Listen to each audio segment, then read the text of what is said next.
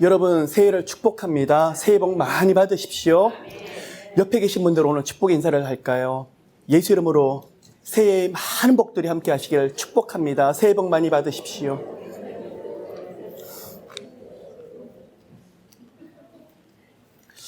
여러분 제가 참 많은 분들을 만나면서 깜짝깜짝 놀랄 때가 있어요. 때때로 하나님께서 영감 주시는 대로 또 이렇게 말씀을 할 때가 있지만 정말 그 영혼이 안타까워서 이렇게 축복받길 원합니다. 하나님께서 이런 문들을 열어주길 원합니다. 그랬는데 가까운 시간에 그 문들을 열어준 걸 봐요. 목사기 때문에 기도하기 때문에 그 문이 열려지는 것이 아니라 여러분 모두가 하나님을 사랑하시기 때문에 그 입술에 축복에 대한 권세를 주셨기 때문이에요. 여러분 오늘 가셔서 그냥 어제 새해 첫날이기 때문에 또 자녀의 세배를 받으시고 또 축복하는 게 있지만 그냥 의례로 받아들이지 마시길 바랍니다. 자녀를 진심으로 축복하십시오. 함께 식사를 하시면서 아들아 딸아 아빠가 엄마가 너를 이렇게 축복한다. 그 축복이 결코 땅에 떨어지지 아니하고 여러분 다 이루어지게 될 거예요. 여러분 입술에 하나님께서 강력한 축복권을 부어주시고 축복하는 대로 하늘에서 응답하시길 예수님으로 진심으로 축복합니다. 말씀을 전하기 전에 한 가지 팁을 나누길 원합니다. 2017년도 먼저 주의 나라와 주의 의를 구하시는 모두가 되시길 예수님을 정말 축복합니다. 그리하면 이 모든 것을 이루신다고 말씀을 하시는데요. 그러면 여기 계시는 많은 분들이 목사님 그러면 저희들이 하나님의 의를 하나님 나라를 어떻게 구할까요? 많은 열방을 놓고 중보 기도를 하면 됩니까? 그것도 필요할 것입니다. 아니면 저희들이 풀타임 사역을 해야 됩니까? 특별한 분에게 콜링 주실 때는 글들을 하셔야 될 것입니다. 그런데요, 오늘 제가 이 말씀을 드리는 거는 여러분 하시는 모든 일을 주의 나라와 주의 의가 되도록 하시는 게 더 중요한 거예요. 가정에서 자녀들을 키우고 그들을 기도를 할 때 너 뭐 할래? 너 뭐 될래? 그렇게 하면서 엄마 아빠가 다투고 엄마 아빠 욕심대로 이끌고 나가길 원하면 그것은 세상 일이에요. 그런데 하나님, 저는 이 아들, 딸의 아빠, 엄마로서 이 맡겨진 영혼을 어떻게 하면 주님 뜻대로 키울까요? 인도할까요? 주님 두렵고 떨립니다. 제게 말씀을 해주세요. 주님의 뜻이 이 자녀들이 이루어지길 원합니다. 자, 주의 나라와 주의 의가 그 가운데 이루어지는 거예요. 어떤 분은 주일에서 또 교회에서는 열심히 봉사를 하고 헌신을 하는데 세상 가운데는 아니요, 목사님, 세상엔 세상의 방법들이 있어요. 제 방법대로 비즈니스를 해야 되고요. 그렇지 않으면 살아남을 수가 없어요. 죄송하지만 세상 일입니다. 그런데 출근을 하면서 하나님, 어떻게 저희 비즈니스를 통해서 하나님 뜻이 일어날까요? 하나님 보여주세요. 저는 못해요. 하나님 은혜 주셔야 되고 하나님 이 가운데 하나님 돕지 않으면 저는 한 걸음도 나갈 수가 없어요. 출근하면서 거기서 비즈니스를 하는 가운데서 하나님 저는 이 방법들을 못하겠어요. 오로지 요 하나님을 기쁘게 드리는 방법대로 하길 원하는데 기도 없이는 할 수가 없어요. 일을 하다가 막히면 창고로 들어가서 다락방에 들어가서 하나님 은혜를 구합니다. 그것이 뭐라고요? 하나님 나라 의예요. 여러 가지 인생에 문제가 있습니까? 여러분 수단 방법대로 풀려고 하는 것은 세상 방법이지만 골방에 들어가서 하나님의 도우심을 구하면서 하나님의 영광 없이는 하나님의 은혜 없이는 할 수 없어요. 바로 그것이 주의 나라, 주의 의예요. 올해 우리가 모든 일들에서 포커스를 맞추길 원합니다. 주의 나라와 주의 의에서. 그래서요, 모든 일로 하여금 하나님께서 하시는 일이 되도록 하는 것이 여러분 올해 우리가 하셔야 되는 것입니다. 또 한 가지 영적인 팁을 더 나누려고 합니다. 여러분 가운데 하늘의 큰 축복들이 이루어지길 원합니다. 어떻게 축복을 받을까요? 많은 분들이 특별 새벽 기도가 시작되었고 작정 기도가 시작되었습니다. 기도할 때 복 받습니다. 하나님의 얼굴을 구할 때 복 받습니다. 주의 나라와 의를 구할 때 하늘의 복이 임하게 되실 거예요. 그런데 중요한 게 있어요. 기도하고 뒤돌아서서 아이고 나 같은 게 살아서 뭐 하나. 실컷 기도했던 거 다 쏟아버리는 거예요. 40일 특별 새벽 기도 가면서 나 오늘 개근상 받았어. 내가 매일 특별 새벽 기도 갈 때 3시 반에 가서 새벽 3시에 가서 내가 교회 문 열었잖아. 그분의 간증이에요. 또 하나님께서 이런 일을 나한테 하셨어. 그런데요. 뒤돌아서서는 계속 불만 불평들이 쏟아지는 거예요. 죄송하지만 그분은 특세하는 것보다도 감사하는 게 오히려 더 나으실 거예요. 특세를 제가 무시하는 것이 아니에요. 여러분, 우리가 초점 맞춰야 될 게 있어요. 기도해도 부르짖어도 또 주의 나라와 의를 구할 때, 하나님의 얼굴을 구할 때 하늘의 기적과 이적이 일어나겠지만, 하늘의 이적과 기적에 여는 가장 큰 골든키가 무엇이냐? 감사예요. 아멘. 만일 여러분이 정말 어렵고 힘든데도 감사할 수 있다 그러면 그건 성령께서 함께 하시는 거예요. 아멘. 여러분, 하나님 살아계시는데 보이질 않는다고요? 오늘 넘어지셨습니까? 너무 많은 좌절을 하는데 고통하다가도 맞아, 내가 하나님 붙잡아야지. 내가 하나님 그 어떤 은혜를 누렸는데 지금까지 주님 붙잡고 다시 일어나야지. 그것이 바로 성령께서 여러분 가운데 함께 하시는 증거예요. 도저히 앞이 나갈 수 없는 것처럼 보여요. 그런데 어디가 있죠? 하나님의 존전에 나가서 기도하려고 무릎 꿇고 있는 거예요. 그것이 바로 성령께서 함께 하시는 증거예요. 하나님, 우리 아들, 딸 아무리 기도해도 응답이 없는 것처럼 보이는데 어떻게 하면 좋을까요? 하면서 그 기도줄을 놓지 않는 거예요. 누가 붙잡기 때문에요? 성령 하나님께서 안에서 기도하시기 때문에 기도줄을 놓지 않는 거예요. 여러분, 감사가 여러분에게 기적의 큰 문을 열 것입니다. 항상 기뻐하라, 쉬지 말고 기도하라, 범사에 감사하라고 말씀을 합니다. 어디 있죠? 데살로니가 5장 17절부터 18장에 있는 말씀입니다. 왜 이 말씀이 있을까요? 사도 바울이 이 말씀을 왜 했었을까요? 여러분, 이 말씀에 때로는 구절구절들을 외우시는 거 중요하지만 이 말씀들이 적혀진 배경도 아시는 게 너무나 중요해요.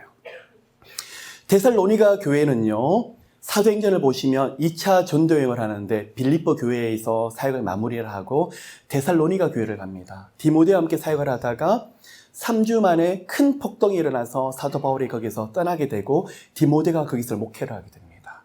그런데요, 데살로니가 교회에서 어떤 열풍이 불었냐 그러면 극단적인 바람이 불기 시작했어요. 뭐냐 그러면 예수께서 곧 오실 텐데 우리가 일하면 뭘 할까? 그냥 흰 옷 입고 휴거 될 것만 준비하자 하는 것이 바로 데살로니가 교회의 모습이었더라는 거예요. 그래서 너희 중에서 도저히 일하기 싫다는 자들은 먹지도 말라 하는 구절이 어디 있죠? 데살로니가에 있는 말씀이에요. 그래서 비록 내일 예수께서 오신다 할지라도 오늘 우리가 해야 될 모습이 뭐라는 거죠? 항상 기뻐하고 쉬지 말고 기도하고 범사에 감사하는 것이 우리의 모습이더라는 거예요. 왜 그럴까요? 이것이 바로 하나님이 그리스도 안에서 원하시는 뜻이기 때문이기도 그래요. 그런데요, 마지막 시대에는 누가 더 많이 역사하고 누가 더 많이 발악하죠? 마귀가요. 여기에 대해서 우리의 영적인 팁들이 많이 달려 있습니다. 무슨 말씀이냐 그러면 마지막 시대에 가면서 마귀의 역사들이 굉장히 강하게 일어나는데 때로는 질병, 요즘 여러분 보시는 대로 가정들이 깨어지고 또 많은 암과 중병들이 들어오고 생각지 못했던 어려운 공격들이 많이 들어온 것을 볼 수 있을 거예요. 그런데요, 중요한 게 있어요. 여러분, 때로는 어떤 공격을 받더라도 내가 왜 이런 공격을 받지? 마귀가 원하는 것은 한 가지예요. 그게 뭘까요? 마음 중심을 지키는 거예요. 왜 질병을 통해서 역사를 할까요? 질병에 관심이 있는 것이 아니에요. 질병을 통해서 누구를 끊어버리려고요? 하나님과 관계를 끊어버리려고요. 때로는 가난의 공격들이 들어옵니다. 왜 가난의 역사가들이 들어오죠? 실패의 공격들이 들어올까요? 불만, 불평을 해서 원망하며 하나님을 떠나라고 마귀는 계속 공격하고 있더라는 거예요. 그런데 이 공격을 물리치는 게 방법이 무엇이죠? 첫째는 회개일 거예요. 그리고 대적기도 하셔야 돼요. 그런데 대적기도 하면서 정말 중요한 것이 있어요. 하나님, 마귀가 이렇게 공격하는데 저는 반드시 요 앞에서 제 마음을 지키고 싶어요.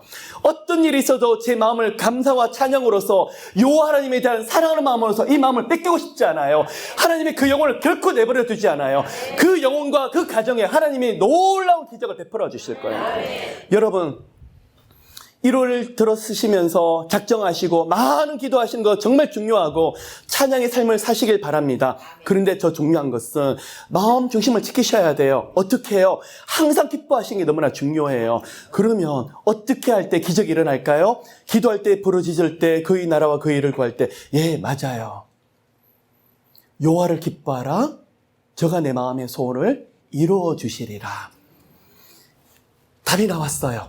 시편 37편에서 답을 말씀하라고 있어요. 언제 하나님께서 여러분의 마음들의 소원들을 응답하시더라는 거예요? 요 하나님을 기뻐할 때 바로 첫사랑 회복이에요. 하나님 정말 이걸 감사해서 못 견디는 그 영혼을 하나님 결코 내버려 두질 않았어요. 여러분 가운데 감사가 있습니까? 그날이 그날처럼 보인다고요. 아침 식사가 나왔어요. 하나님 나 같은 사람이 어떻게 이렇게 맛있는 것을 따뜻한 밥을 주실까요? 오늘 하루가 마무리됩니다. 어떻게 이런 안전을 지켜주실까요? 어떻게 동행하셔서 나 같은 사람에게 이런 은혜를 주실까요? 말끝마다 감사가 있고 말끝마다 찬양이 있으면요, 하나님이 이 가정 결코 내버려 두질 않으세요. 이미 기적의 문을 열고 계시는 거예요. 무슨 일이 잘 되지가 않아요. 그런데 하나님 우리 가정 반드시 살리실 거예요. 일하실 거예요. 계속 그 마음에 기쁨이 있다 그러면 이미 그 마음의 소원들은 응답되셨음을 믿으시기를 바랍니다. 제가 아끼고 사랑하는 가정이 있습니다. 한국에서 연말에 갑자기 너무 뜻밖의 소식을 듣게 되었습니다. 12월 30일에도 저랑 이야기를 나누었었는데 31일 지나서 1월 1일 이분에게서 연락이 왔습니다. 분명히 30일 날 가정이 평안하고 다 모든 게 만사가 괜찮다고 말씀을 했는데 이분의 남편분이 편찮으셨습니다. 그리고 31일 나가셨는데 연락이 되지가 않으십니다. 70이 넘으신 분이신데 하나님이 이분을 참 귀하게 사용하셨는데 나중에 질병을 통해서 조금 고통을 받으셨습니다. 엄동설안에 집을 나가셨는데 연락이 되지 않습니다. 기도하면 할수록 이번에는 평안이 느껴지지 않고 뭔가 튕겨나온 듯한, 그러면서 온 가정들이 계속 기도하기에 부르짖고 그랬었는데 우리 시간으로 12월 31일, 한국 시간으로 1월 1일에 오후에 연락이 왔습니다. 목사님, 저희 남편 하나님이 데려가셨어요. 그것도 밖에서 갑자기 소식을 듣게 됐는데 밖에서 돌아가셨던 거예요. 그 가족들은 say goodbye도 못하고 아빠, 엄마, 그 딸들이 아빠도 마지막 인사를 하지 못했었는데 저는 이 남아 계신 가족들이 참 걱정이 되기 시작했었습니다. 그 슬픔을 어떻게 감당할 수 있을까? 그 아픔을 어떻게 이겨낼 수 있을까? 때때로 하나님께서 이해가 되지 않는 일들을 보여주실 때가 있는데 이것을 어떻게 하면 좋을까? 제가 하나의 지금 계속 그 가정들과 함께 연락을 하고 있는데요. 아멘 목사님 감사합니다. 어제 송구 영신 예배 찬양 드리면서 눈물이 났습니다. 오늘 신년 예배 찬양에서 아버지를 못 만날 수도 있겠다는 마음을 주시긴 했는데 막상 현실로 연락이 오니 눈물이 많이 납니다. 이제 하나님 곁에서 평안하시길 기도합니다. 딸과 아들이 30이 넘었고 40이 넘으신 분들이신데 제가 이번에 그 장례와 모든 것들을 대하신 거 보면서 처음부터 끝까지 계속 감사해요. 하나님이 이 날짜를 정하셨고 비록 밖에서 데려가셨지만 하나님이 분명히 뜻이 있기 때문에 그렇고 처음부터 끝까지 어떻게 이런 장례식을 치를 수가 있어요? 어떻게 우리 아버지와 그동안 몇 개월 동안 너무 많은 깊은 사랑을 나누는데 이 시간까지도 하나님이 하셨더라고요. 처음부터 끝까지 계속 감사해요. 여러분 가운데 그런 아픔과 그런 상처가 없기를 축복하고 기도를 합니다. 그런데요, 적어도 지금 상황에서 어떤 일이 있더라도 계속 감사합시다. 제가 이 가정을 이번에 살펴보면서 너무 깊은 감동을 받습니다. 작은 일 하나에도 어떻게 이렇게 하나님 은혜 주실까요? 저렇게 은혜 주실까요? 비록 그의 아버지는, 그의 남편분은 하나님 부르셔서 천국으로 가셨지만 이 가정에게 하나님 어떤 일을 하실까? 어떻게 놀라운 일을 하실까?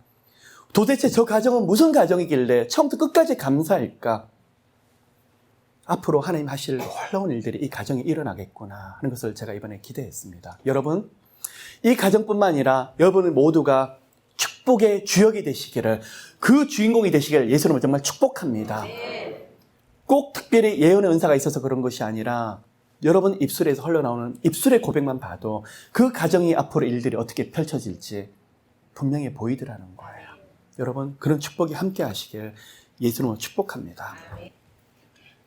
한 구절 말씀을 읽고 말씀을 함께 나누도록 하겠습니다. 창세기 21장 1절. 여호와께서 그 말씀대로 사라를 권고하셨고 여호와께서 그 말씀대로 사라에게 행하셨으므로. 아멘. 여러분, 올해 이 말씀들이 여러분 가운데 그대로 응답되시길 예수님으로 축복합니다.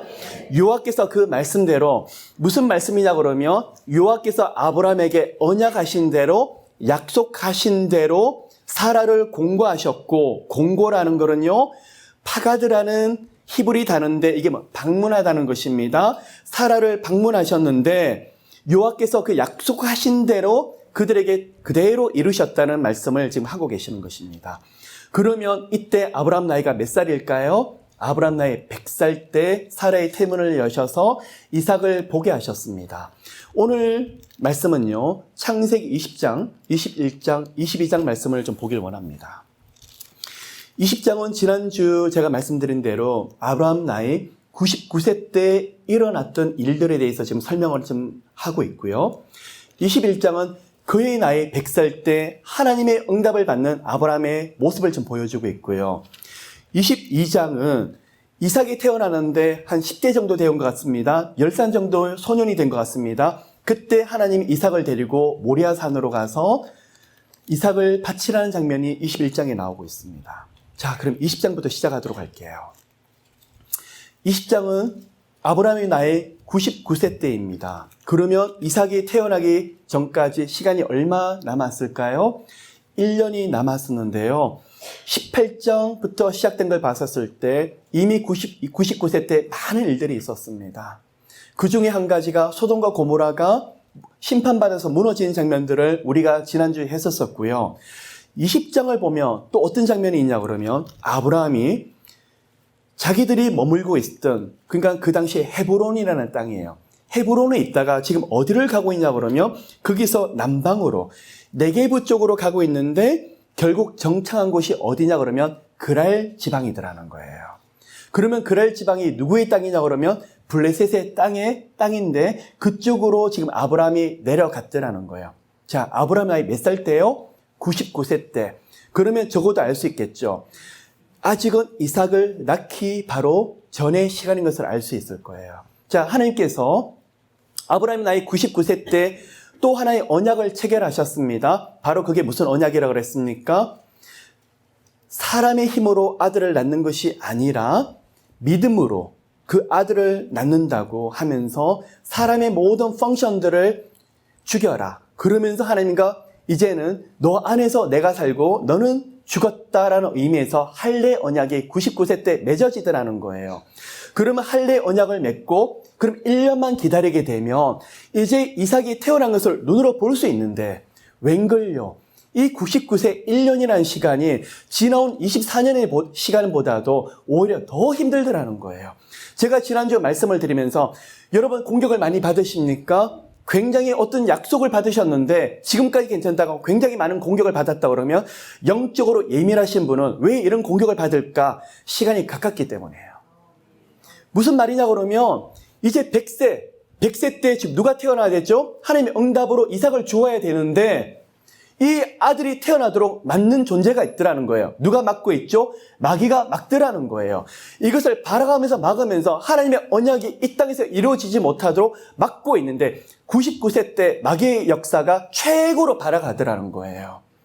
99세 때 바로 21장을 보면 이제 이삭이 태어나는데 20장을 보면 피크가 일어나더라는 거예요. 자, 자기가 그동안 잘 살고 있던 헤브론 땅, 이게 바로 어디냐 그러면 상수리 나무 그 지역이에요.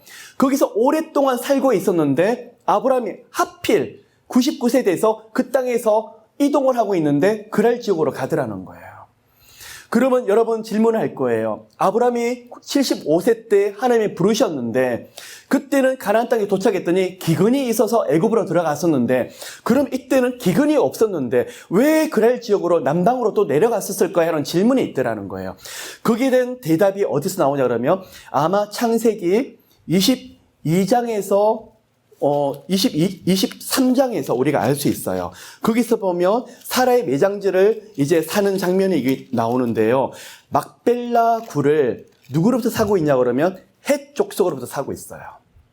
그러면 우리가 추론하건대 무슨 말이냐 그러면 아브라함이 살던 지역에 이민족이 침략해서 들어왔는데 그 족속의 이름이 바로 헷 족속이더라는 거예요. 그러면 여러분 헷 족속이 뭐냐 그러면 굉장히 선진화된 철기 문화를 가지고 있었고 남북한 이민족이었어요. 그러니까 쉽게 말하면 그 당시에 가나안 지역에 살고 있었던 어떤 족속보다도 더 선진화된 문화를 가지고 있었던 족속이 바로 헷 족속이더라는 거예요. 그래서 소위 말하는 히타이트라는 나라가 있는데 세계에서 가장 철기 문화가 먼저 발전되었던 이 나라의 족속이 뭐냐면 헷 족속이에요. 그럼 여러분 헷 족속에 하나님께서 신명기에서 나옵니다. 하나님께서 반드시 멸망을 시켜야 된 나라 족속 중에 한 가지가 알말렉이 있었고 그 중에 하나가 헷 족속이더라는 거예요. 그런데 헷 족속에서 여러분 잘 유명한 사람이 하나 나오는데 그게 누구냐 그러면 나중에 보면요. 정복 정정을 통해서 이 헷이라는 족속이 다 멸망을 당하지 않고 그래도 명맥을 유지를 해요. 그 중에 밧세바의 원래 남편이 누구였을까요? 우리아죠. 우리아가 바로 헷 족속의 사람이에요. 그런데 이때 헷 족속이 쳐들어와서 오다 보니까 아브라함이 그들을 상대하기가 버거워서 그랄 지역으로 이동할 수밖에 없었더라는 거죠. 그럼 이 모든 역사를 하나님께서 움직이시지만 그 배후에는 마귀의 역사도 하나님의 언약이 이루어지지 못하는 도록 방해하는 마귀의 역사도 있더라는 거예요. 자, 여러분 한 가지 제가 오늘 분명히 말씀을 드립니다. 밤새도록 마귀는 우는 사자처럼 역사할지라도 새벽에 영광 받으시는 분이 누구시라고요? 여호와 하나님께서 새벽에 영광 받으세요. 여러분이 이 시간 가운데서 기도하고 엎드리고 하나님을 찾을 수 있다 그러면 때로는 반전에 반전처럼 들어가는 것처럼 보이지만 결국은 이 마귀는 하나님의 영광이 더 크게 나타나도록 하는 존재로 만들어버려요. 아멘. 여러분 두려워하지 마십시오. 20장을 보면 이 하나님의 언약을 깨뜨리려고 마귀는 발악하는 것처럼 보이지만 21장을 보면 여호와께서 공고하심으로 사라의 태문이 열려져서 사라에게 이삭을 반드시 주시더라는 거예요. 아멘. 하나님께서 약속하셨던 말씀은 마귀의 어떤 회방이 있더라도 방해가 있더라도 반드시 하나님의 방법으로 하나님의 시간에 응답되더라는 거예요. 아멘. 20장을 보시면 그랄 지역으로 갔었습니다. 그곳에서는 블레셋 족속들이 이미 강성한 나라를 이루고 있었고 그들의 왕 이름이 바로 아비멜렉입니다. 이 아비멜렉이라는 뜻은 뭐냐 그러면 왕들 중에 아버지라는 이름을 지금 가지고 있습니다. 그런데요, 그곳에 갔더니 75세 때 일어났던 일이 똑같이 반복되고 있어요. 무슨 말일까요? 아브라함이 아내를 사라를 가져다가 아내라 그러지 않고 누이라 그러는 바람에 아내가 뺏겨버리더라는 거죠. 75세 때는 바로 왕에게, 99세 때는 블레셋 족속의 왕인 아비멜렉에게 뺏기더라는 거예요. 그러면 여러분 한 가지 질문이 있을 거예요. 아니 목사님 75세 때는요, 그러면 생각을 해보면 사라가 65세 때니까 그래도 그때는 좀 오래 살았어요. 중년이니까 좀 이뻐 보일 수 있는데 이때는요 99세니까 그러면 사라의 나이가 몇 살이죠? 85세예요. 아무리 따져도 85세의 사라를 보고 이쁘다고 아비멜렉이 데려가기는 이걸 도대체 어떻게 해석해야 될까요? 하는 질문이 있어요. 아마 제가 생각할 때는 75세 때는 그 미모 때문에 바로왕이 데려갔는데 99세 때는 좀 다른 이유 때문에 그래요. 무슨 이유냐 그러면 아브라함이 왔는데 아브라함의 위치가 뭐냐 그러면 족장이더라는 거예요. 그 당시는 나라도 있었지만 족장 문화였기 때문에 족장끼리 결혼 동맹을 하는 것이 관습이었어요. 그런데 아비멜렉이 보니까 아브라함이 내려왔는데 힘 있는 족장이더라는 거예요. 그랬더니 저와 내가 화친을 맺는 가장 통로가 뭐라는 거예요? 그게 바로 결혼 동맹인데 가만히 보니까 아브라함에게 다른 딸들보다도 누이라고 하는 사라가 더 눈에 띄더라는 거죠.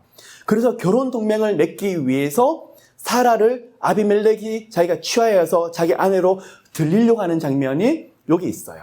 그럼 여기서 한 가지 유추를 할 수 있더라는 거죠.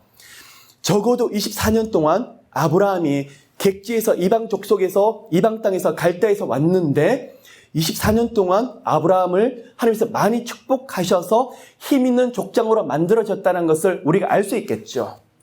하나님의 열심히 아브라함을 힘 있는 사람으로 키우셨다는 걸 알 수 있겠죠. 블레셋을 보면요, 군대 장관이 있을 만큼 강성한 나라였는데 그 강성한 나라의 왕이 보았었을 때 아브라함을 함부로 하지 못할 만큼 아브라함을 하나님이 축복하셨다는 것을 우리가 이것을 통해서 알 수 있겠죠. 그러면 아비멜렉 입장에서 보면 아브라함은 함부로 할 수 없는 족장임이 분명해요.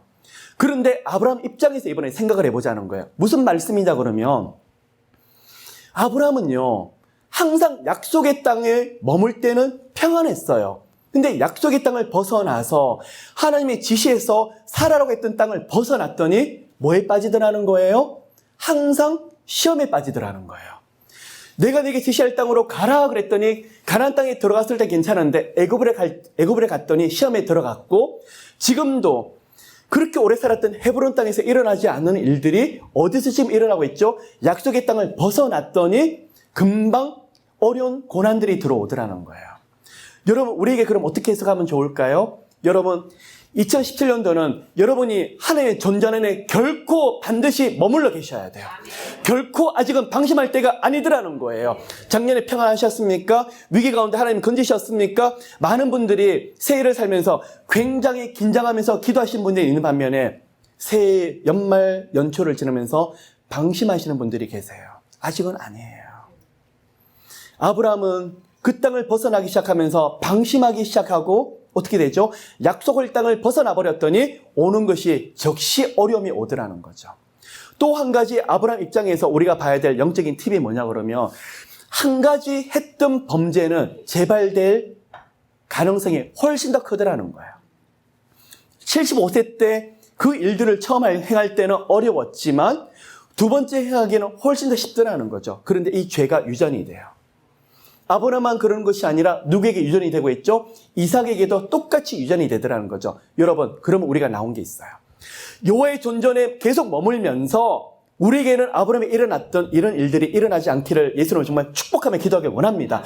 또 한 가지, 죄의 유전, 이런 것들이 안 좋은 것 유전되는 것을 우리 제너레이션은 다 끌어내자는 거예요. 그런 축복들이 기도 가운데 있으시기를 예수님은 축복합니다. 자, 그런데요, 우리 하나님 너무 놀라우세요. 너무 큰 긍휼을 계속 베풀고 계시는데 아브라함은 지금 뭐라고 있죠? 바로 얼마 전에 소돔과 고모라가 무너질 때 심판받아서 하나님께서 진노하실 때 중보기도했던 중보 기도자이며 사역자였어요. 하나님 50명은 어떻습니까? 의인이 45명 있으면요. 40명, 30명, 나중에 10명까지 그랬던 하나님 앞에서 존전해서 기도했던 아브라함인데 지금은 그 모습은 온데간데가 없어요. 저는 이 모습에서 굉장히 많은 은혜를 받더라는 거예요. 무슨 말이냐 그러면 때로는 하나님이 응답하시기 바로 이전에 하나님 제 믿음이 이 정도까지 올라갔죠? 제가 이 정도까지 컸죠? 자랐죠? 웬걸요? 아브라함이 그 전에 그렇게 탁월한 믿음이 있었는데 99세 때 와서는요 완전히 졸장보가 돼버리는 거예요. 바로 자기에게 약속했던 아들을 바로 주기 직전의 시간에 자기 아내를 누이라고 하면서 다시 이전의 믿음은 온데간데 없어져 버리고 이전에 그 탁월히 기도했던 중보기도의 모습은 온데간데 없어져 버리고 이렇게 한순간에 무너지더라는 거죠. 이거 바로 사람이에요. 여러분, 우리 겸손합시다. 장로님이시라고요? 선교사님이시라고요? 목사님이시라고요? 죄송하지만 아무 의미 없어요. 너희가 선질로 생각하느냐? 넘어질까 두려워하라. 제 스스로도 은혜 주실 때는 감사하고 찬양하고 믿음 가운데 설 수 있지만 한순간이에요. 쓰러지면 한순간이에요. 근데 중요한 게 뭔지 아세요? 빨리 일어나셔야 돼요. 여러분, 훈련받은 자의 특징이 뭔지 아십니까? 연단 받으신 분의 특징이 뭔지 아세요?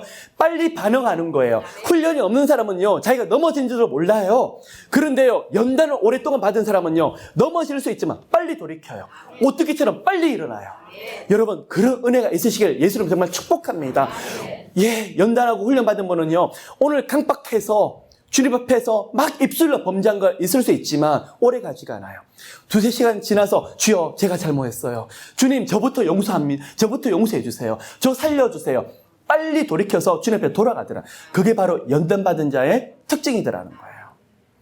그런데 우리 하나님이 아브라함이 그렇게 범죄함에도 불구하고도 결코 버리지 아니하시고 어떻게 해요?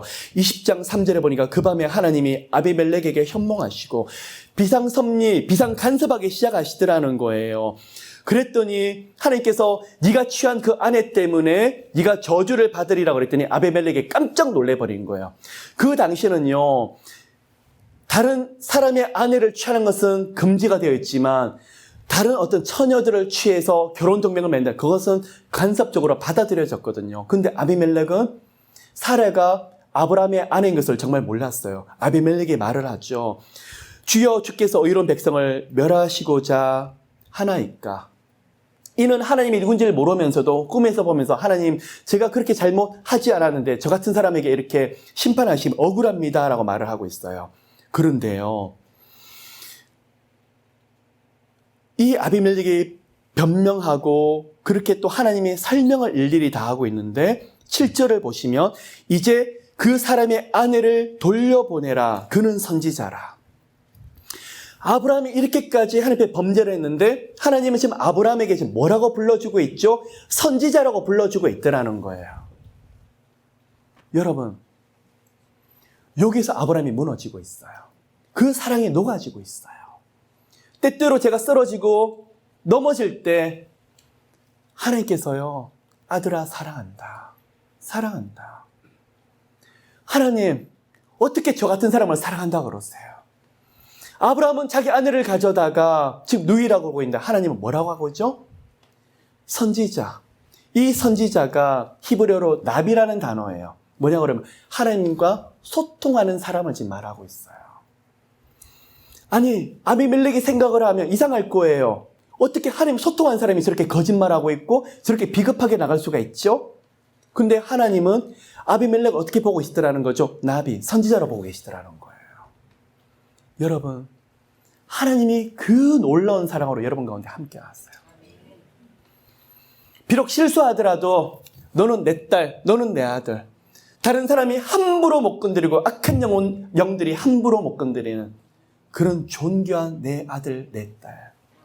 그런 축복들이 2017년도에 크게 흘러넘치시길 예수로 축복합니다. 그래서요, 내 백성이 지식이 없으므로 망하는도다.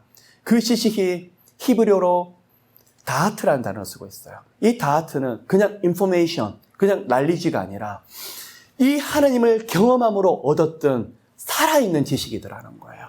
아브라함이 지금 뭐라고 있죠? 이 하나님을 깊이 경험함으로써 그 사랑에 녹아버리도록 하나님께서 열심히 인도하시더라는 거예요. 올해는요, 넘어지지 않으면 좋겠지만 때때로 넘어질 때도 있을 거예요. 그런데 그 사랑 앞에 팍 빠지셔서 그 다하트의 지시, 나 같은 자를 긍휼히 여기시고 불쌍히 여기시는 그 하나님, 너무 놀랍지 않으세요? 다른 영혼에게 뭐라고 책망하고 싶은데도, 뭐라고 콕 집어서 야단치고 싶은데도 하나님이 나를 대하시는 그 사랑 앞에서 아무 말 못하는 거예요. 그 다하트에 대한 지식에 대한 축복이 여러분 흘러넘치시길 예수님은 정말 축복합니다. 그런데요, 아비멜렉이 이렇게 범죄하고 잘못했는데 이것을 푸는 키를 누가 가지고 있는 줄 아십니까? 아브라함이에요. 아비멜렉아, 그 아내를 돌려보내라. 그리하면 네가 살리라가 아니고요, 돌려보내라. 그리고요, 7절에 하나 더 있어요. 그가 너를 위하여 기도하려니 내가 살려니라. 여러분들 모두를 하나님 그렇게 만들어버리세요.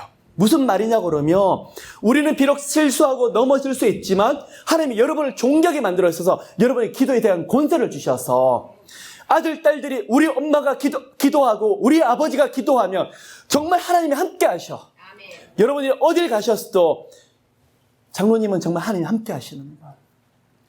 장로님이 기도하면 이런 문들이 열리고 선교사님이 기도하시고 축복하시면 이런 문들이 열리고 그런 하늘의 영권을 아브라함에 주셨는데 이 약속의 말씀을 가진 영혼들은 모두 그 응답들을 보게 되시더라는 거예요. 다른 사람들이 묶여있는 것을 풀게 되는 놀라운 영권을 모두가 소유하시길 예수님은 정말 축복합니다. 무슨 말일까요? 다른 분들이 제가 이렇게 회개했는데요. 회개하고 돌이켜서 그러는데 여러분들이 그 영혼을 붙잡고 함께 기도하는데 그 영혼들이 묶인 게 다 풀려버리더라는 거죠. 그런 축복들이 함께 하시기를 예수 이름으로 축복합니다. 8절부터 시작을 해서 아비멜렉이 그 아침에 일어나 모든 신복을 불러 그 일을 다 말하여 들리매 그 사람의 심히 두려워했더라. 아브라함이 왕이에요. 근데 지금 누구를 부르고 있죠? 그 신복들을 불러서 일어났던 모든 일들을 다 지금 말을 하고 있어요. 근데요, 나중에 아브라함을 불러요. 어떻게 네가 이렇게 합당치 않은 일을 했느냐? 아브라함이 변명을 해요. 11절 보면 이곳에서는 하나님을 두려움이 없으니 그 내 아내를 인하여 사람이 나를 죽일까 생각하였습니다. 여러분 보십시오. 아브라함이 지금 뭐를 말하고 있죠? 이 땅에 뭐가 없다고요? 여호와에 대한 두려움이 없기 때문에 자기를 죽일까 두렵다고 말하는데 아브라함은요 24년을 지나가 오면서 살아있는 하나님을 수없이 경험을 했는데 지금 뭘 두려워하고 있더라는 거죠? 사람을 두려워하고 있더라는 거죠. 이 사람들이 아비멜렉과 블레셋 사람들이 하나님을 두려워하지 않는 것이 문제가 아니라 더 큰 문제가 무엇일까요? 왜 아브라함이 이런 문제에 빠졌으냐? 거기에 대한 질문을 해봅니다. 사람을 두려워할 때 더 큰 문제가 생기더라는 거예요. 아브라함이 하나님을 경외했지만 하나님 살아계신 하나님보다도 블레셋 사람을 더 두려워할 때 이런 올무에 빠져버리더라는 거예요. 아브라함은 지금 아비멜렉에게 당신에게 지금 이런 문제가 있기 때문에 내가 이럴 수밖에 없었다라고 말을 하고 있지만 우리는 그 문제를 거꾸로 뒤집어 보면 알 수 있어요. 하나님보다도 사람을 두려워할 때 문제가 항상 생기더라는 거예요. 여러분, 하나님의 은혜가 충만할 때는 사람이 두렵지가 않아요. 은혜가 떨어지면 나타나는 첫 번째 현상 중에 한 가지가 마음이 강팍해져요. 그리고 두려움이 임해요. 다른 사람의 이목이 생각이 돼요. 다른 사람이 나를 어떻게 생각할까? 그것이 가장 먼저 생각이 나더라는 거예요. 그러면 아브라함이 왜 이 문제가 생길까요? 헷 족속이 쳐들어왔습니다. 정신없이 도망가다 보니까 살아계신 하나님은 보이지가 않고 자꾸 사람을 의식하다 보니까 나중에 스스로 올무에 빠져버리더라는 거예요. 여러분 오해하지 마십시오. 사람에게 함부로 하라는 이야기가 아닙니다. 사람에게 너무 당당한 나머지 교만하게 행하시라는 이야기가 아니에요. 겸손히 행하되 살아계신 하나님을 더 두려워하라는 그 이야기예요. 그런데요, 그럼에도 불구하고도 하나님은 아브라함에게 큰 은혜를 베풀어 주세요. 어떻게 하죠? 14절에 아비멜렉이 양과 소와 노비를 취하여 아브라함에게 주고, 창세기 13장에 일어났던 애굽에서 나올 때 일들이 똑같이 일어나더라는 거죠. 무슨 말일까요? 여러분, 하나님이요, 때때로 우리가 실수하고 잘못할 때가 있죠. 몽둥이 들고 너 회개하지 않을 때, 물론 그럴 때가 있어요. 공의 하나님이기 때문에 빨리 돌이켜 채찍질 하실 때도 있어요. 그런데요, 우리를 부끄럽게 하실 때가 너무 많아요. 내가 이렇게 행동하고 저렇게 행동했는데 내가 이렇게 해야만 살 수 있다고 생각을 했는데, 근데요 지금 뭐죠? 아비멜렉이 자기를 죽일 거라고 생각을 했는데 뭘 죽였죠? 죽이기는커녕 소와 양들, 노비들을 취하해서 아브라함 손에 쥐어주는 걸 보면서 아브라함은 하나님의 은혜 앞에 굴복할 수밖에 없더라는 거죠. 무슨 말일까요? 부끄러워서 얼굴을 못 들어요. 나는 불신했는데, 나는 내 방법대로 들어갔는데 하나님 뭐라고 계시는 거죠? 더 큰 은혜를 베풀고 계시더라는 거죠. 바로 이 은혜예요. 이게 바로 다하트더라는 거죠. 내가 이렇기 때문에 하나님 몽둥이 들고 채찍질 하시는 분이 아니시라, 내가 비록 잘못했는데도 오히려 더 큰 것을 손에 쥐어주시는 분이 누구시더라는 거예요? 여호와 하나님이시더라는 거죠. 이것 때문에, 이런 하나님을 경험하는 다하트의 지식 때문에 어디로 연결되고 있는 거죠? 창세기 22장으로 연결되고 있어요. 아브라함아, 아브라함아, 내 독생자 아들을 바쳐라. 그랬을 때 아브라함은 아무 여기서 말도 하지 않고 대답도 하지 않고 속으로는 밤새도록 갈등했겠죠. 근데 어떻게 하죠? 모리아산으로 가는 거예요. 이런 일들이 많을 거예요. 비록 내가 잘못했는데 우리 하나님이 나를 부끄럽게 하시고, 하나님 앞에 원망을 저는 많이 했던 사람이었습니다. 그런데 제 입술을 심히 부끄러워할 때가 제가 많이 있었어요. 하나님 안 된다고 그랬잖아요. 그런데 그게 돼요. 길이 없다고 그랬잖아요. 길이 있어요. 지나고 보면 제가 얼굴이 부끄러워서 뜨끈뜨끈해서 하나님 얼굴을 못 들겠어요. 오면 하나님 저 같은 죄인에게 뭘 이쁘시다고 뭘 그렇게 사랑하신다고 이렇게 은혜를 주실까요? 거기서 꿇어 엎드리는 그게 바로 다 돼요. 그런 은혜가 모두에게 함께 하시기를 예수님으로 축복합니다. 창세기 21장을 보면 하나님의 언약대로 공고하셨고 이 파가드라는 단어 하나님께서 가만히 내버리지 않으시고 계속 방문하시더라는 거죠. 여러분 2절을 보시면 사라가 잉태하고 하나님의 말씀하신 기한에 이 기한이 아브라함 나이 몇 살일까요? 100세였어요. 왜 100세일까요? 사람의 아무 가능성이 없는 나이가 바로 아브라함 나이 100세더라는 거죠. 또 한 가지 왜 100세일까 생각을 해보았어요. 이삭이 아브라함의 인간적인 방법으로 이삭이 아니라 이스마엘이 태어났어요. 근데 이스마엘이 비록 태어났지만 그 생명과 영혼에 있어 하나님께서 계획이 있으시더라는 거예요. 한번 생각해 보십시오. 이스마엘이 태어나자마자 얼마 안 돼서 이삭이 태어났더라 그러면 이스마엘은요 어릴 때부터 버려져야 되는 거예요. 그런데요 이삭이 태어나는 시간을 보면 이스마엘이 이제는 얼마 있으면 곧 독립할 수 있는 시간을 하나님께서 그 시간까지 카운트를 정확하게 하시더라는 거죠. 왜 100세일까? 거기에 대해서 우리 하나님은 초 단위로 시간을 재고 계시는데 아브라함과 사라의 믿음을 다듬어 나가시면서 또 한편으로는 이스마엘에 대해서 하나님께서 그 계획들을 같이 펼쳐보기를 원하시더라는 거예요.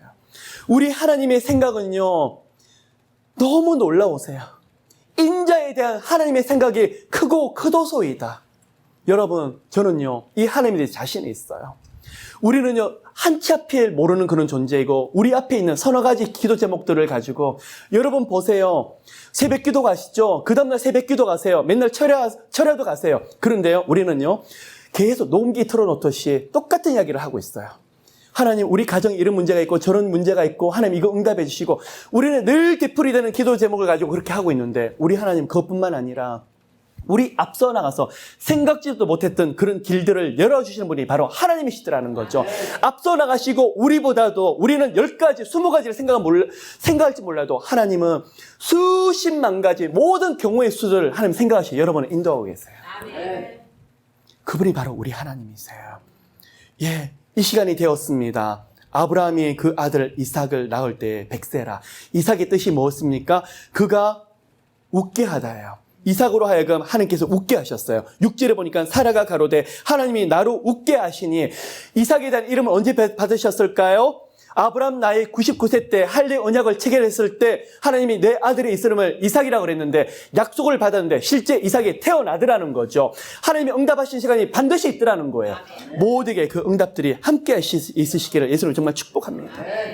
제가 오늘 이 7절 말씀을 보면서 제가 감당하지 못했었어요. 또 가로되 사라가 자식들을 전 먹이겠다고 누가 아브라함에게 말을 하였으리요마는. 이 말이 뭘까요? 사라가 나이가 너무 많아서 자기가 전 먹일 것 생각도 못했는데 너무 기이하고 놀라워서 어떻게 이럴 수가 경탄하고 감탄하여 도저히 입술을 다물지 못하는 하나님의 응답의 시간이더라는 거예요. 무엇 때문에요? 이삭 때문에요. 여러분 2017년도가 이 시간이 되시길 예수님 축복합니다. 우리 하나님은요 왜 기다리게 하실까요? 여러분 만드시려고, 여러분 가정을 만드시려고, 인내함으로 하나님 닮게 하시려고, 더 깊은 기도를 통해서 나라는 존재를 주님 더 가까이 가게 하시려고 그렇게 하세요. 그런데요 하나님 시간에서 다 풀어주세요. 그런데 그 시간까지만 견딜 수 있다 그러면 어떻게 이런 일들이 일어나지? 어떻게 우리 가정에 모든 것을 마치 너무나 놀랍게 대본과 각본을 만든 것처럼 이렇게 퍼즐이 다 끼워 맞추듯이 어떻게 이런 일이 있을 수 있지? 하나님의 기한까지 기다린 사람에게 이런 응답들이 있어요. 여러분 가운데 이럴 수가 어떻게 나 같은 존재에게 이런 축복들을 줄 수 있을까? 놀라움, 감탄, 경이로움이 흘러넘치는 2017년도가 되시기를 예수님으로 축복합니다. 8절 9절에 보면 이제 아이가 태어나서 이삭이 젖을 때입니다. 젖을 때는 시간이 대충 한 3살 정도 됩니다. 그런데요 그의 형 이스마엘이 시기 질투하면서 희롱합니다. 이 희롱이라는 게요 예, 자크라는 단어예요. 뭐냐 그러면 조롱하다, 놀리다. 그런데요, 어떤 이는 이 단어를 해석을 할 때 그냥 말로서 행동으로 조롱하는, 죽이려고 작정으로 달라드는 걸 표현하기도 합니다. 이스마엘이 자기 동생에 대해서 굉장히 시기 질투가 많이 들었습니다. 그것을 보고 사라가 이제 화가 났죠. 아브라함이 이르되 이 여종과 그 아들을 어떻게 해요? 내어 쫓으라. 내어 쫓으라는 단어가 히브리어로 가라시라는 건데요. 이혼하다는 거예요. 그러면 내어 쫓는 게 잠시 가는 게 아니라 이제는 법적으로 완전히 분리돼서 멀리 보내드리라는 게 누구를요? 하갈과 이스마엘을 그렇게 하라고 그러고 있어요. 자, 아브라함이 고민이 생겼습니다. 그 일을 통해서 과연 어떻게 해야 될지 참 많이 고민을 하고 있었는데 하나님께서 이 고민하는 사람에게 응답을 하시더라는 거예요. 내 아들 이삭을 통해서 만들어질 나라가 바로 약속한 민족이겠지만 이스마엘을 통해서도 하나님께서 응답하리라. 자, 고민하고 고통하고 있는데 하나님께서 나아갈 길을 반드시 보여주고 계시더라는 거예요. 여러분, 하나님께서 여러분의 고민과 갈등, 염려, 근심에 대해서 조금 더 내버려 두질 않았어요.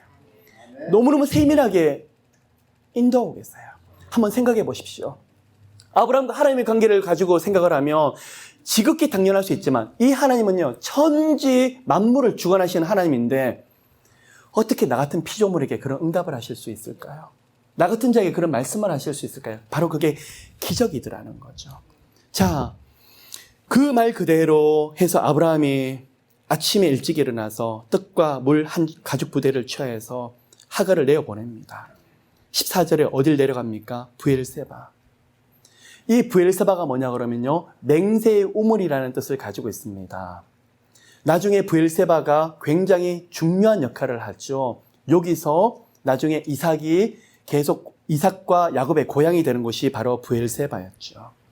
근데 먹을 물이 다했습니다. 마실 물이 없었습니다. 거기서 하갈이 어떻게 하죠?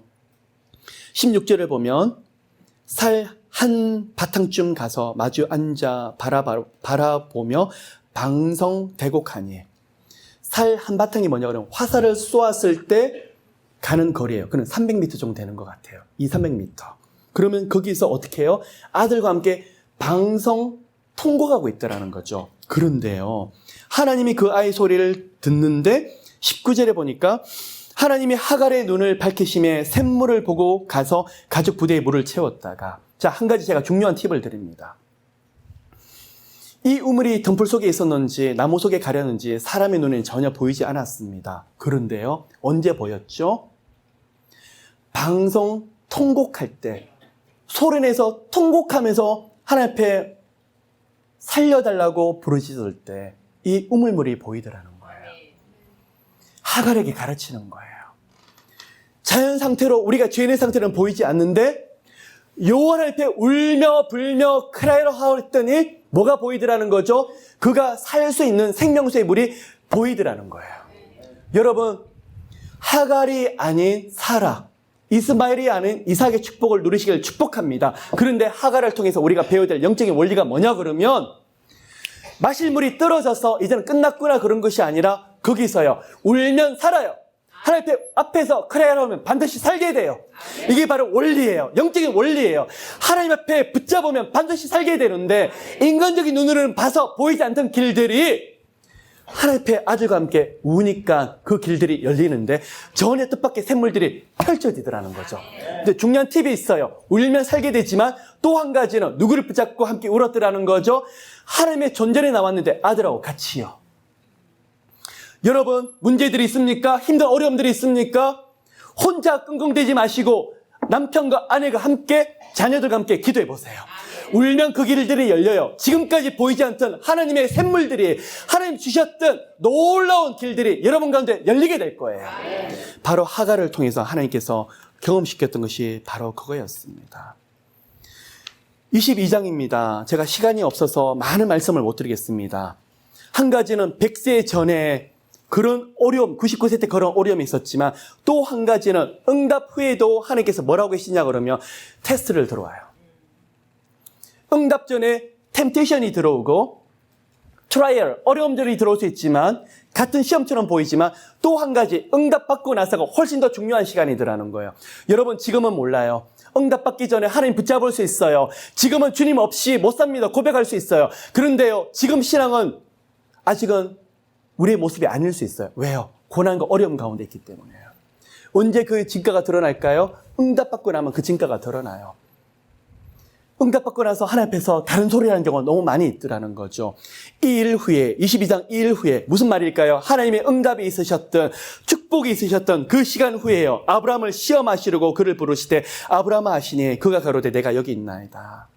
아브라함의 이름을 부르셨어요. 아브라함이 내가 여기 있나이다. 한 번 부르셨는데 굉장히 긴박함, 엄숙함 그런 것들이 느껴지고 있어요. 그런데 여호와께서 가라사대 내 아들, 내 사랑하는 이삭을 아니고 그 앞에 한 단어가 들어요. 독자. 누구를 떠올리게 합니까? 나중에 결국 독생자 예수 그리스도를 떠올리게 하는 장면입니다. 독자 이삭을 데리고 어디로 가라 그랬습니까? 모리아 땅으로 가라고 말을 하고 있는데요. 이 모리아가 무슨 단어냐 그러면요.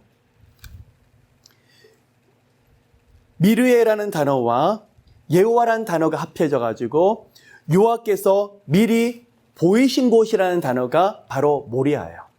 그러면 여호와께서 미리 보이신 곳으로 가서 지금 뭐를요? 거기서 번제를 드리라고 지금 하고 있더라는 거예요. 자, 여러분 레위기를 보면요 5가지 제사가 있어요. 번제, 소제, 화목제, 속죄제, 속건제가 있어요. 모세를 통해서 5가지 제사를 정해 주셨어요. 그런데 아직까지 율법이 없던 시대였어요. 레위기가 아직 나오지 않은 제사였어요. 그런데 지금 이삭을 데리고 가서 모리아산에서 뭘 하라 그러죠? 번제. 그럼 번제가 무엇일까요? 여러분 번제가 무엇일까요? 번제는요. 요 앞에 헌신을 말하고 있어요. 매일매일 드려지는 제사였는데 헌신과 하나님의 충성 그리고 절대적으로 하나님만 바라보겠다는 제사가 바로 번제예요. 여러분 번제는요. 동물 가죽을 남기고 안에 다 태워버려요. 다 태워버려요. 이게 무슨 말일까요? 동물 가죽만 남아있어요. 누구의 모습일까요? 이 번제는 주인공이 바로 예수 그리스도세요. 예수 그리스도는요, 십자가에서 모든 걸 다 불태워 주셨어요. 그런데 지금 번제를 드리라. 지금 이삭에게 하나님이 그것을 요구하고 계시더라는 거죠. 자, 번제를 들어가는데 아침에 일찍 일어나 나귀의 안장을 씌우고 사원과 아들 이삭을 데리고 갑니다. 밤새도록 아마 수두룩한 갈등을 했는데 하나님 앞에 순종을 하기 시작을 합니다.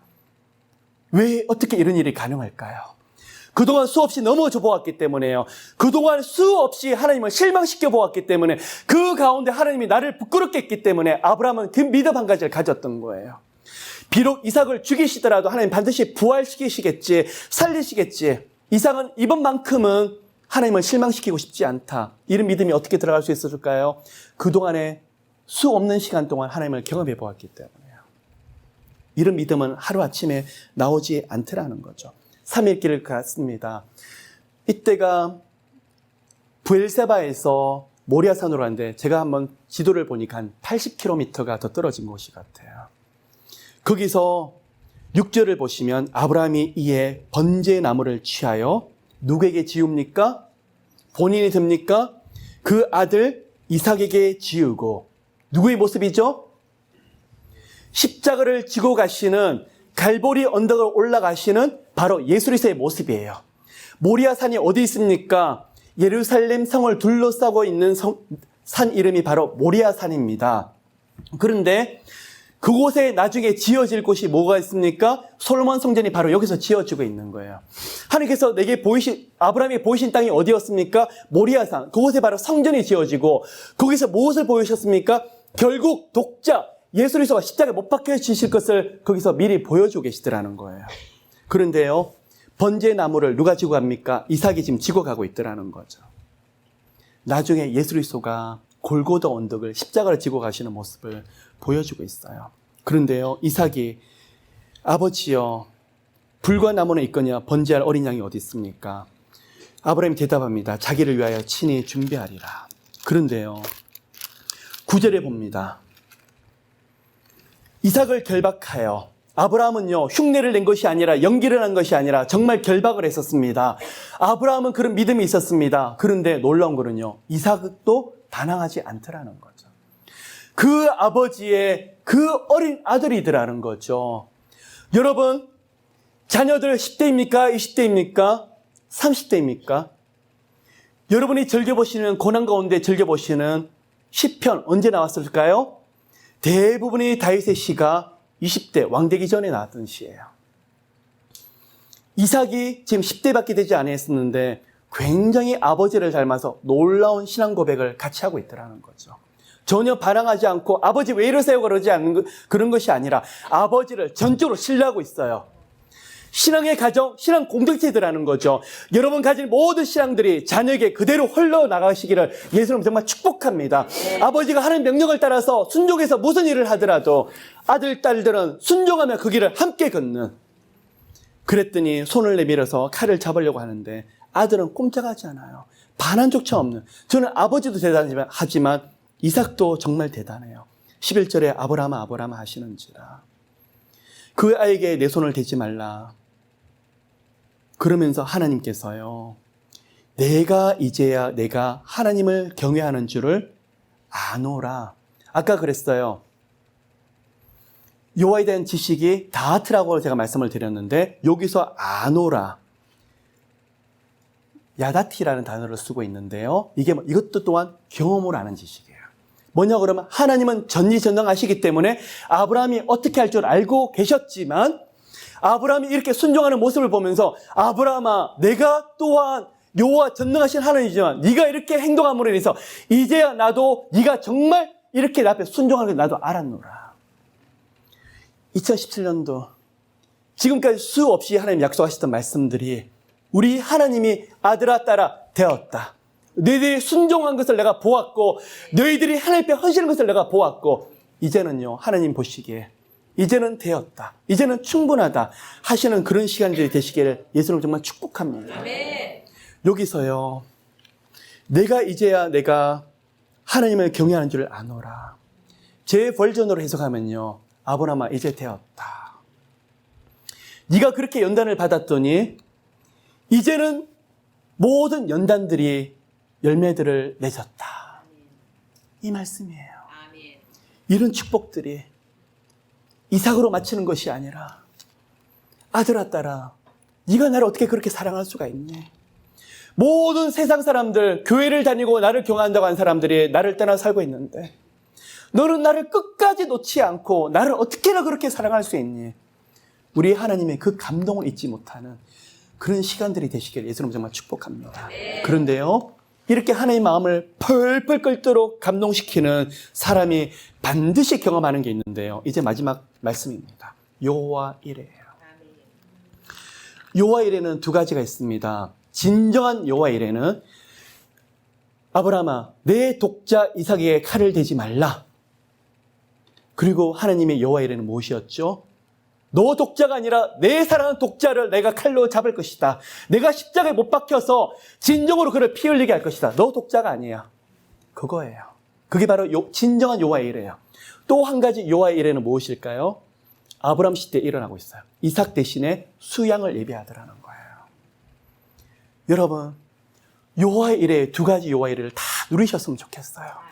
한 가지는 나를 위해서 피 흘리시던 여호와 진정한 여호와의 이레신 예수 그리스도. 또 한 가지 여호와의 이레는 무엇일까요? 하나님 앞에 헌신할 때 전혀 뜻밖의 생각지 못했던 길들과 하나님의 방법들이 여러분 가운데 응답되는 거예요. 아멘. 누구에게 이루어질까요? 순종하고 하나님을 기뻐하는 자. 아멘. 이제 말씀을 마무리하길 원합니다. 하나님은 응답하길 원하세요. 기다리세요. 그런데요 무엇 때문에 기다리실까요? 이 믿음을 보길 원하셨어요. 우리 힘으로는 안 돼요. 하나님 나에게도 우리 모두에게도 이런 믿음을 주시옵소서. 그런데요 17절 18절 아브라함이 약속했던 말씀을 똑같이 하세요. 큰 민족을 만들어준다. 그리고 17절에 내 씨가 그 대적의 문을 얻으리라. 예수 그리스도를 통해서 마귀의 역사들이 무너지며 마귀가 결박될 것 그리고 수많은 하나님의 백성들이 일어나서 하나님을 모르는 많은 사람을 굴복시킬 것을 말하고 있고, 또한 우리들 모두에게 하시는 약속의 말씀이기도 해요. 첫째는 여호와의 이레가 나타나셔서 여러분을 힘들게 만들었던 모든 악한 환경들, 악한 상황들이 다 무너지길 예수님 정말 축복합니다. 또한 하나님을 부인했던 모든 사람들이 내시가 그 대적의 문을 얻으리라. 그들이 마귀의 역사로 해서 마음이 강팍해졌지만 여러분을 통해서 그 마음의 빗장이 열려지고 요 앞에 굴복하고 돌이키는 놀라운 역사들. 여러분이 여호와 이레를 경험하게 될 때 많은 자들이 살아계신 여호와 하나님을 눈으로 보는, 주께로 돌이키는 놀라운 역사가 일어나길 예수 이름으로 축복합니다. 여러분 복의 근원 되시길 바랍니다. 하나님을 경외하는 자가 복의 근원 되시고 여러분을 축복하는 모든 영혼들이 함께 복받게 될 것입니다. 사랑의 주님, 아브라함의 나이 99세 때 하나님의 응답을 방해하려고 수많은 방해들이 있었습니다. 그럼에도 불구하고도 하나님의 약속은 한치 오차 없이 이루어진 것을 보았습니다. 하나님, 저희들 모두가 하나님 약속을 가지고 있지만 많이 아프고 많이 힘들고 많이 좌절했습니다. 끝까지 주님을 바라보아서 하나님께서 권면하셔서 하나님 이삭의 응답을 저희들 모두가 영육간에 받길 원합니다. 하나님, 저희들 한 가지 소원하는 것은요, 그 어떤 응답이 있다 할지라도 응답 때문에 하나님을 기뻐하는 것이 아니라 요 하나님, 나를 위해서 우리를 위해서 그 아들 독생자를 아끼지 아니하시고 우리 모두에게 주셨던 그 하나님의 사랑 앞에 굴복하는 그런 2017년도가 될 수 있도록 축복하여 주시옵소서. 하나님의 얼굴을 구합니다. 하나님 마음껏 축복해 주시옵시고 마음껏 부어 주시옵시고 올 한 해가 축복의 원년, 그리고 복의 근원, 인생의 터닝 포인트가 될 수 있도록 모두를 축복하여 주시옵소서. 감사드리며 이 모든 말씀 살아계신 예수 이름으로 기도를 드립니다.